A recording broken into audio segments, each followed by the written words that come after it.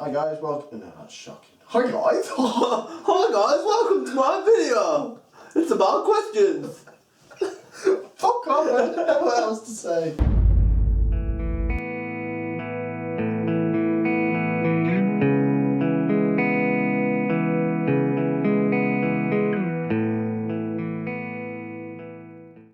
Right, gonna do a Q&A video because it's how we roll.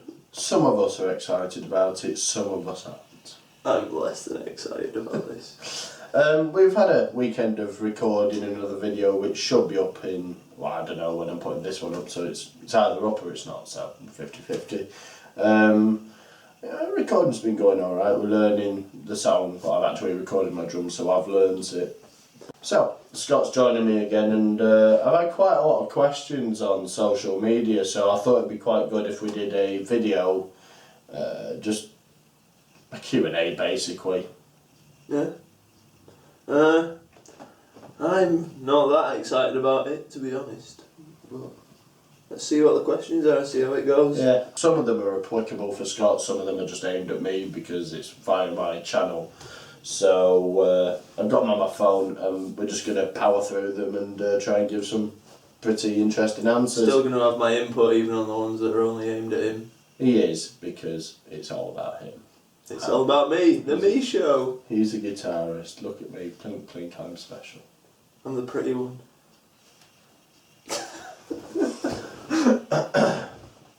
Yeah, so anyway, we're already on a tangent, so let's get to the questions because that is what you want. When you saw the title, that's what you wanted to hear. It's probably not what you want. Probably It's almost definitely not what you want. Probably just been forced into watching this by me or him.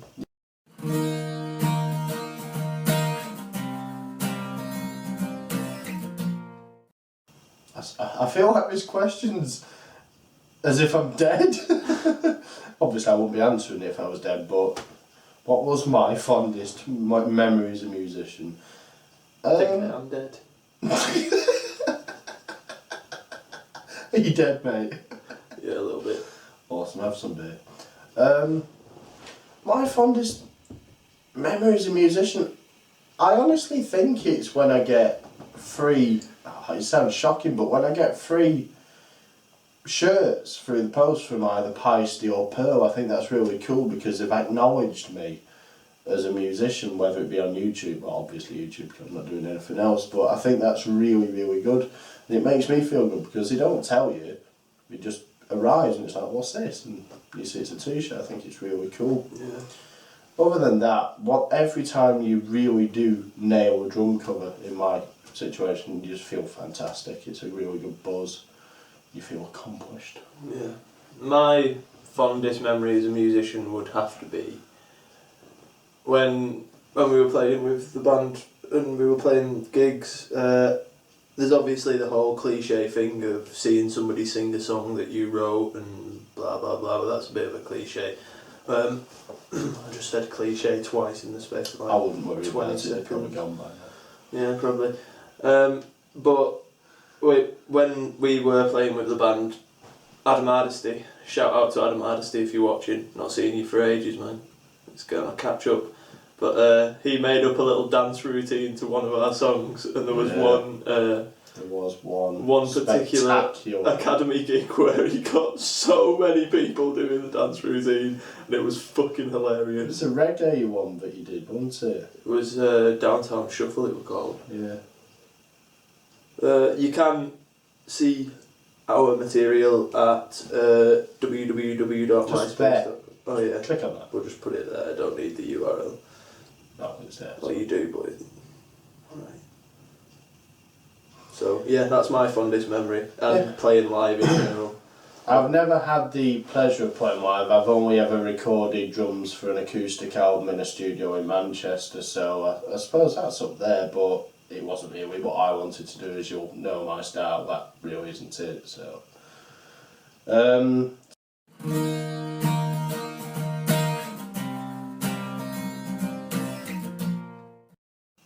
I don't think that I chose it. I think it sounds very weird, but it kind of chose me because my dad's forever telling stories of me sitting in my high chair tapping and just even at the age of, well, whenever I was in a high chair, but my mum said he's going to be a drummer, he's going to be a noisy one at that, and how right she was. But yeah, the thing is, I went for that, and then my dad got me little beginner kits, and then I gave it up and took up golf, which was a disaster. That didn't really work out, so after it was a few months, I think it was back in 2006 or 7, I just really missed drumming, so I thought, I'm gonna buy a new kit and just get back into it, and however, I'm not entirely sure how, but it's got to the point where it is now, and it's a humongous kit, and it is really a humongous part of my... I've said humongous. It really is a massive part of my life, so Yeah. I'm really glad I chose it. I would say I chose guitar because... Well, I didn't originally choose guitar, actually. I originally chose bass, but it wasn't really that I chose bass, it was that some of my mates were already in a band and they didn't have a bass player at the time. So I started playing bass in order to play for the band, and then I played bass for like a year.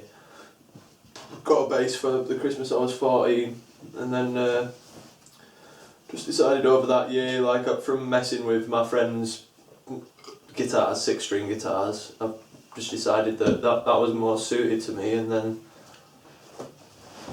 since that, guitar's been my entire life. I'm absolutely obsessed with guitars. Oh yeah, you're not his friend, so you really don't know how bad the obsession is. It can be 4 o'clock in the morning and he will just send you a link out of nowhere for a pedal. I need this. I must have this. Look at it, it's shiny. He effectively is a gear magpie. Yeah.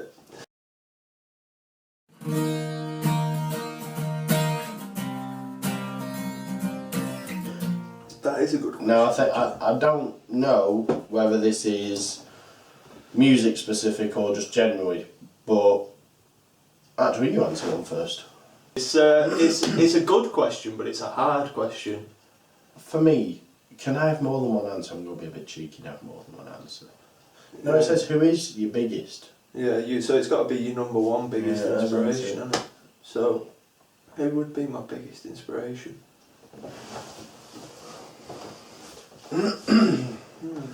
Alright, I'll go, because he's not getting anywhere. I think my biggest inspiration is, I think a lot of people would say this, but it's my dad. He brought me up and made me the person I am. And for that, I owe him the world, and it's a unique relationship my dad and I have. He's like a mate. He's kind of like the older brother of someone you know. He just chills with you anyway, and he imparts knowledge, and when you ask him at 3:30 in the morning what the weird Beatles chord is at the intro of Hard Day's Night, and you haven't got a clue, he just goes, there you go. That's the chord. Can't remember what it was, but he did tell us exactly what the chord is, didn't he? So that's it, but like I say, I'm going to be greedy. If it's musical, I'm just easily going to say Corey Taylor, because he's a phenomenal person and a real role model in the music world for me. Growing up on Slipknot and enjoying Stone Sour now, just an all-round brilliant guy, and I really enjoy and try and take as much of his vibe in my own step and utilise it. Yeah. For me, I can't think of a definitive answer, because, like you say, there's the obvious one of your parents. Yeah. Because obviously my parents are my biggest inspiration, because my parents are the only reason that I'm here. Like, they're the only reason. Shout out to science, thanks for that. Fuck off. The only reason I'm here, and the only reason that I am who I am. Well, not the only reason, but the main reason that I am who I am. But like you say, musically, but I think it doesn't even have to be musically. It could be anything, and there's a lot of people who I could say have been really inspirational to me over it's the one time. It's the one you took the most from, isn't it? And the one that gave you... I'm not sure. I'm really not sure. So it is a damn good question. I don't know who asked that, but it is a damn good question. Yeah.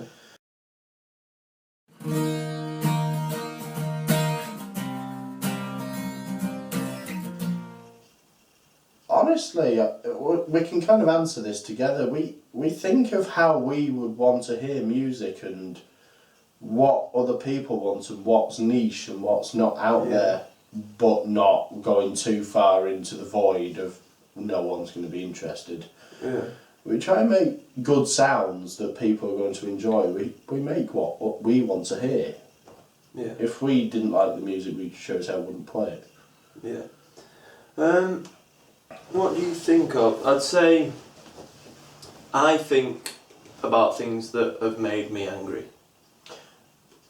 When I'm writing lyrics, yeah, definitely, but when I'm playing drums, it's probably not like that. It is for me with guitar. I do use it to channel anger. Oh, I can, yeah, I suppose you can, but that's not what I think of when I'm drumming. I'm just thinking of trying to make it the best it can. Oh yeah, well it's not I suppose that's an obvious one, but it's not what you. It's not. I suppose it's not what you're thinking. It's what you're feeling, because it's an outlet in it when you play it. And it's a form of expression, and expression is an outlet. That's what music is. It is the best outlet. Yeah. So no, yeah, I'd say what I think of when I'm making music is I think about things that have made me angry. All the songs I've ever written have been angry. I don't think I've ever written a happy song. Have I?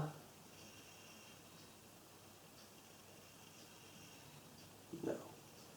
Trying to think of the stuff I did on my own, the acoustic stuff, but Irreparable Wounds, Brothers in Arms. Kid, you're almost there. Oh, It's self-motivational. Because you wrote a song about yourself. Yeah. It wasn't actually...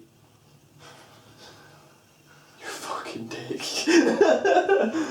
It's not that... It wasn't that self-indulgent. It wasn't that bad. It wasn't that bad. And I wrote that song in like 10 minutes and I barely ever played it ever. I don't even remember it at all. I have a recording. If you want to hear it, message me and I'll send it to you.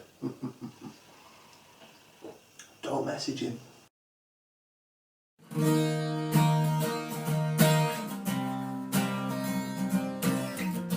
Musically, I think we do, but it's the current music market. I hate the term and I hate those fuckers, but members round here to join us in what we want to do, which is hardcore, metalcore kind of sound, and it's difficult to find that, even though we have got a very, very rich heritage of music in the Saddleworth, Manchester, Oldham area. Yeah. Well, we've had sort of famous and semi-famous bands from round here, and quite a few of them recently we've had. Friends of ours, Gramatones, Twisted Wheel, Where Strutter. Where Strutter. We had Inspiral Gadgets. Carpets in the past. The Gadgets were my old band. We weren't successful, but we did play a few gigs. Still music that's available. Yeah, well, but that was different to what we do now. That was more like ska, punk, indie sort of thing. But I've been in a band before, so I kind of know that I do have what it takes to be in a band. A successful band, though. But the successful part is the thing, because what you've got to do with being catch in a break. Honestly, so many of the bands that we look up to, just catch a break. Bands that they know, just give them an opportunity. And I don't know how feasible that's going to be for us.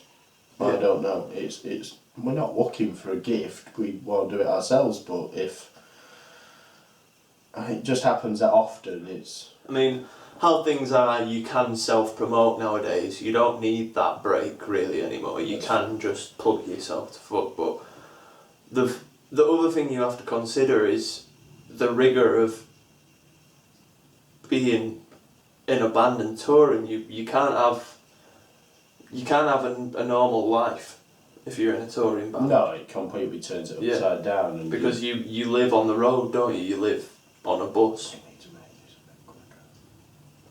driving around. So I think I do have what it takes to be in a successful band. We really, really want that. Yeah. We want that more than anything, don't we? Yeah.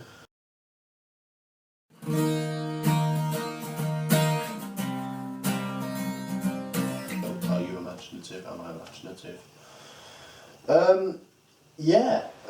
When we're jamming, I think he comes prepared with plenty of different riffs and different ideas to try out every time, and I think we've improved as musicians quite a lot since we started doing this. I mean, that's natural, but I've seen a really, really impressive progression in how we play and how we work together. Our discipline's improved massively. So yeah, I do think he's imaginative. It's just trying to get other people to join us and put it into an idea together. Yeah. Because it's difficult getting just guitar and drums to sound complete enough. Yeah. I mean, I think that'd be a better question if we had more members, but I mean, he is imaginative. His drumming style's very. I wouldn't call it samey, but it's like, you know what you're gonna get, like you know how to play to it very well, which is good, and our two styles work together really well because we have a mutual music interest. Yeah, because we've played together for so long as well. Cause we've been fucking around like this for years, haven't we? Whether it be actually doing something productive or just getting fucking shit faced and jumping around your dad's bedroom, but I can't jump on the drum. Yes, he ended up in the wardrobe very nearly last time. But yeah, it's I don't know if imaginative is the right... Creative. Yeah. But we're both creative because we both just play. Yeah. We don't like... unless we're doing... I mean, obviously he does his cover videos, and unless we're doing a cover together, I don't... Do a cum videos? Cover videos? I didn't say cum videos? He does his cum shot videos. I mean, for me, creativity is natural really, because I don't really play songs unless I'm doing a cover with him. I just sort of play. Yeah, he's always making up his own stuff, so he just plays that. Yeah. I will say this, when we're in a jam session and we're doing something and it sounds really good, he will always revert back to one of 3 riffs. And it is so bloody annoying because I can't drum to any of them because they're just solos effectively. They're just not, it's not possible for me to really drum to them. And I think every single video we've ever recorded, whether they've gone on YouTube or not, it's there and you see me go, oh, fuck yeah, I'm having a beer. Alright, my riff library's not that extensive. But the rest of the 58 minutes is brilliant, but just you can guarantee that there will be those moments where it's just fucking ice cream man's here. Fuck off. Which moves us on to our next question.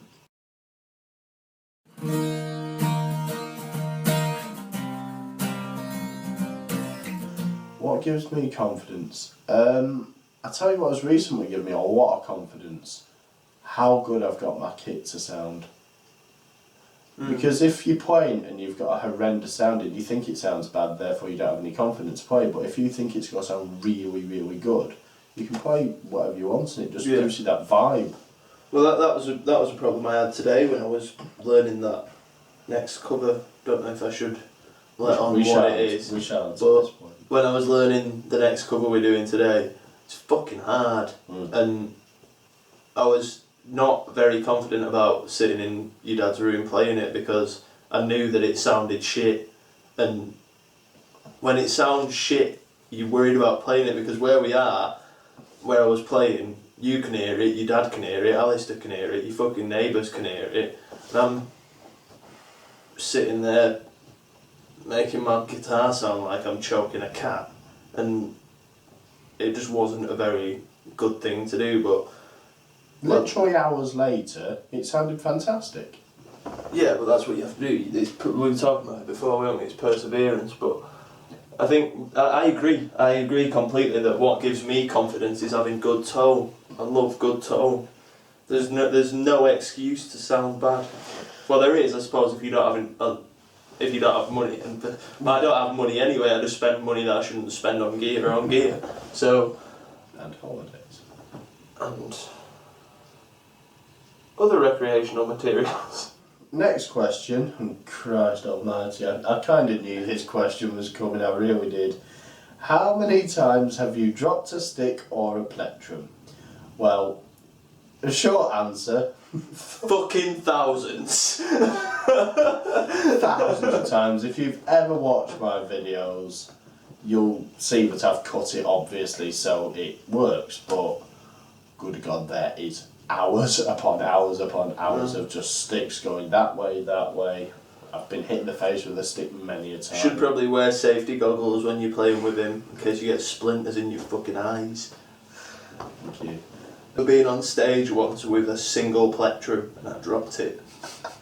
It were dark and the plectrum were grey. What the fuck? Oh no!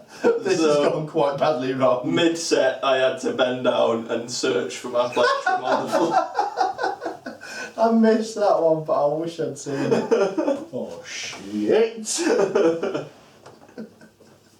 Just sort of stabbing at my guitar with my finger like, fucking hell, where's that gone?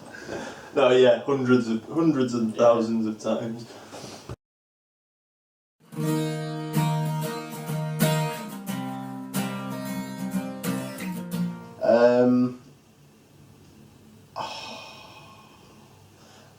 To the point where I actually really started drumming, I think late 2010, early 2011, but I've kind of been drumming throughout my life, just not really to anything or really very good at all. So I've always kind of drummed, but never to the standard where I'm at now. So I think late 2010, early 2011. Yeah.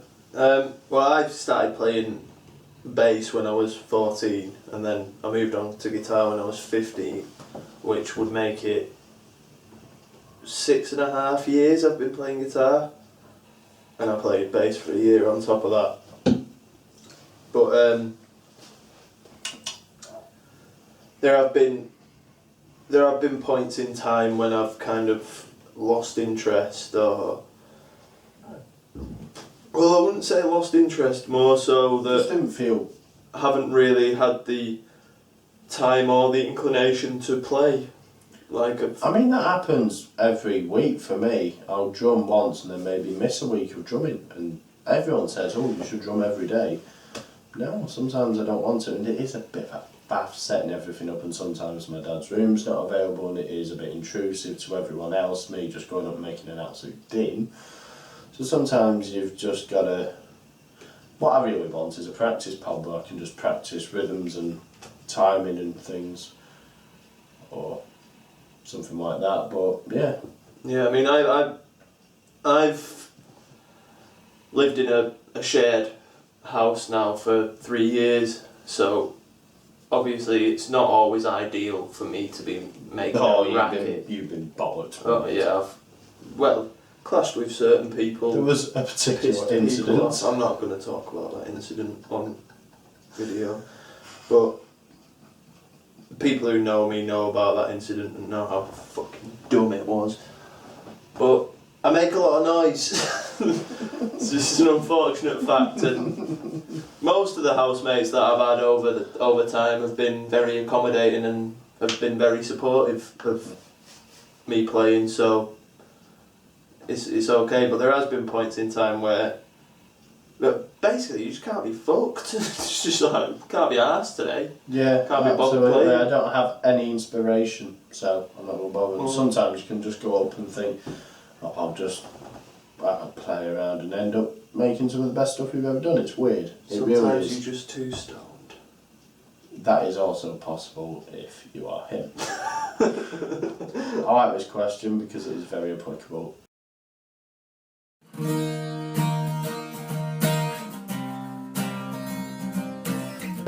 I have had one lesson in my entire life, and it was at secondary school or high school.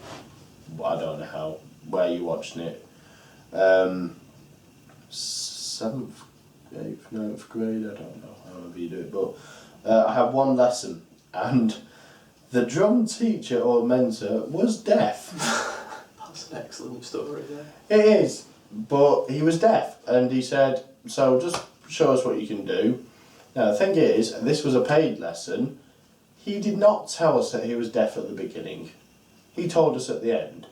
So once we had done what we'd done, he just informed us that he was deaf, and I thought, well, I'm not really seeing much potential in this, so I'm probably going to be going now. And I'm self-taught. I listen to music, watch videos, watch other people doing it, and just try and pick it up and make it my own as much as I can, but still try and keep it to the original.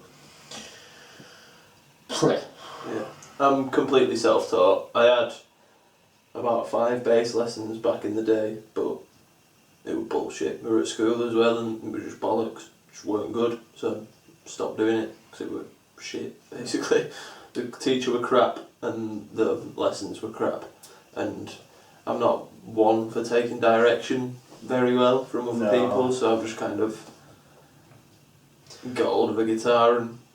I tell you something, a lot of musicians that we know now that have actually made it are self-taught. Never had a lesson in their life. And so the ones that have aren't in our kind of genres at all, because there's no way of really teaching the style other than if it's your own music. You can't tell someone how to do such and such unless you've created it or you've mastered it yourself. It's weird. Well, there's not much originality in something that somebody's just gone, do that, do that, do that, do that, do that. Yeah, you're doing it right. Why am I doing it right? Like, how is that right? It's music. This next question is fantastic.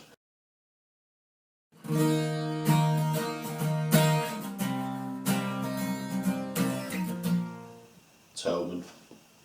I'm linking it right here. Definitely Tobin. And actually, Birmingham Drum Centre, when that existed, I remember for my 18th birthday, my dad taking me down there to Birmingham Drum Centre, took me in and said, shop's yours, just have a look around and just choose what you want and we'll see what we can do.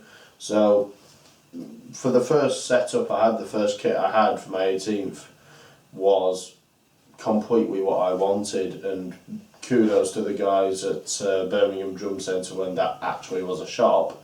Just let me go around playing stuff, and good God, we must have been there for 5 hours just me hitting things. It was absolutely incredible. So Tolman, because the prices are really good and they are fantastic people.